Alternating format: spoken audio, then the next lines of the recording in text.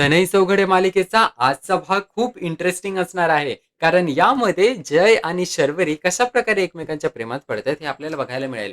आतापर्यंत आपल्याला मालिकेत काय-काय बघायला मिळालं, की तुम्हाला माहितीच असेल मागच्या एपिसोडमध्ये जयच्या गाडीचं टायर पंक्चर झालं होतं आणि त्यावेळेस जयला ऑफिसला पटकन जायचं होतं, घाई होती, त्याला मीटिंग होती आणि त्यावेळेस मग त्याने शर्वरीची मदत घेतली.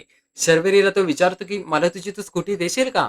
तर मग शर्वरी बोलते, "मी नाही देणार माझी स्कूटी, परंतु मी माझी स्कूटी स्वतः चालवेल. तू माझ्या स्कूटीच्या मागे बस."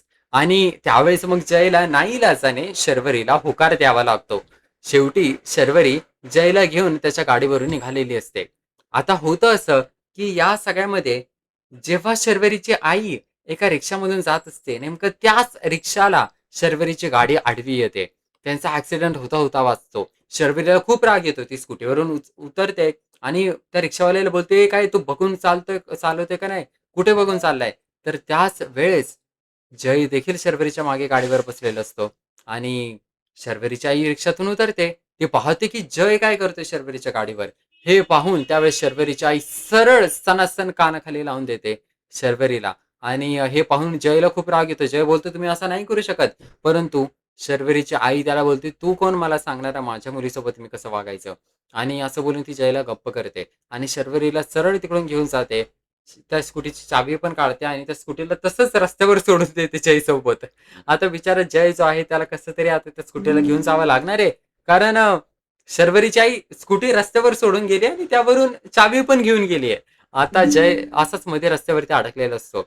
परंतु थोड्या वेळाने जेव्हा शर्वरी घरी पोहोचते, शर्वरीने तिच्या आईला समजावलं, की "मी फक्त जयला लिफ्ट दिली होती. मी फक्त मदत करत होते.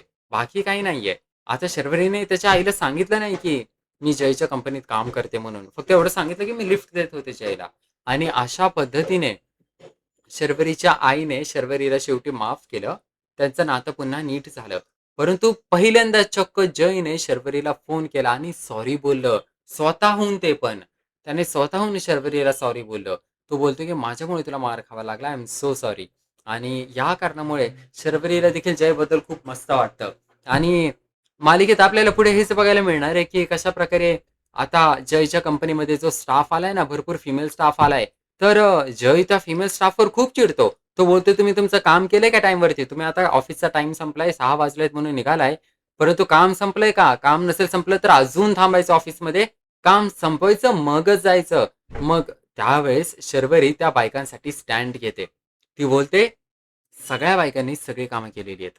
आम्ही घरचा डबा सांभाळतो, घरचं जेवण, घरची कामं आमच्या आई-वडिलांना, आमच्या मुलांना सगळ्यांना आम्ही सांभाळतो आणि हे सगळं करून आम्ही ऑफिसची कामं देखील वेळेत संपवतो. कारण आम्ही बायका केपेबल आहोत."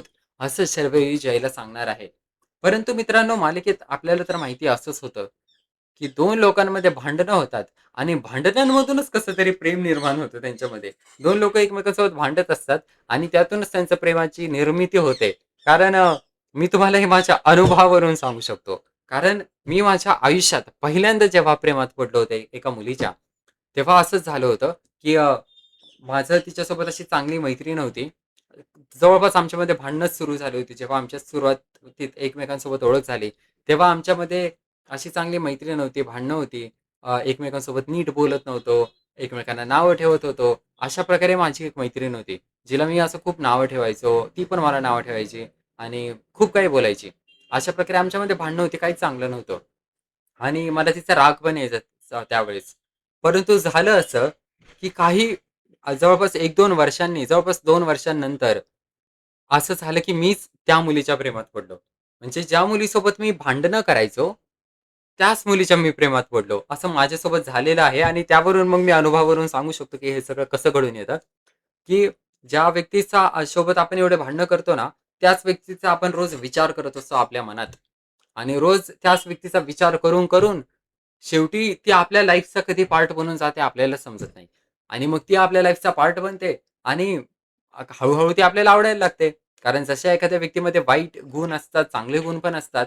दोन्ही गोष्टी असतात ना एखाद्या माणसामध्ये. चांगली क्वालिटीज आहेत, वाईट क्वालिटीज आहेत.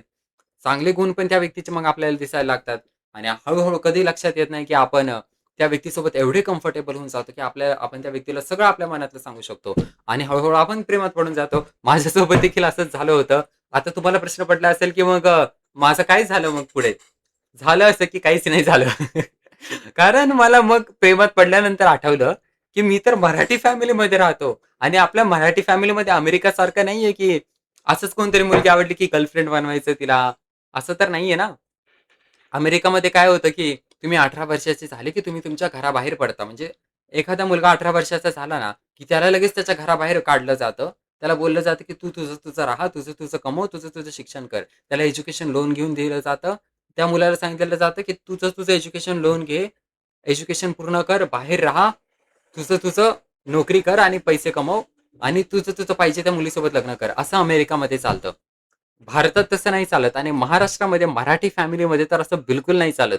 आपल्याकडे एकदम अरेंज मॅरेज होतं. एकदम अशा पद्धतीने, की दोन फॅमिली एकमेकांना सोबत एकत्र येतायत.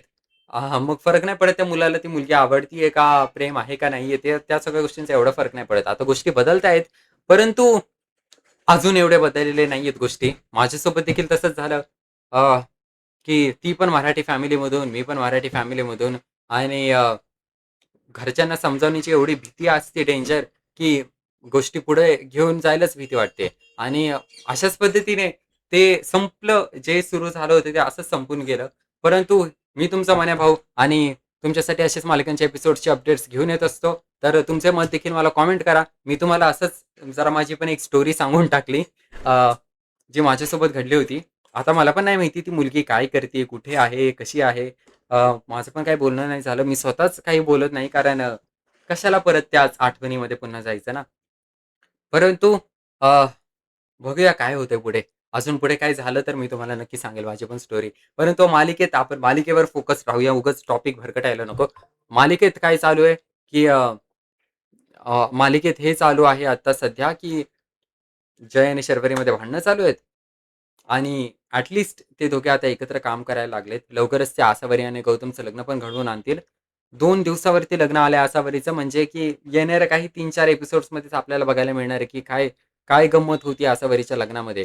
कशाप्रकारे गौतम मांदेकरचं हे लग्न फेल होतंय का यशस्वी होतंय हे बघणं इंटरेस्टिंग ठरणार आहे. तर तुमचं काय मत आहे मला नक्की कमेंट करून सांगा या व्हिडिओखाली. तुम्हाला काय वाटतं मालिकेत पुढे अजून काय-काय होईल? आणि आपल्या चॅनलला सबस्क्राईब करा. थोड्याच वेळात मालिकेचा एपिसोड येणार आहे आजचा. त्यावरती मी लवकरच व्हिडिओ बनवेल. तर त्याआधी आपल्या चॅनलला सबस्क्राईब करून ठेवा म्हणजे की तुम्हाला नोटिफिकेशन येईल माझा व्हिडिओ अपलोड झाल्यानंतर. आणि भेटूया आपण पुढील भागात. पाहूया काय घडतंय नेमकं मालिकेत अजून पुढे.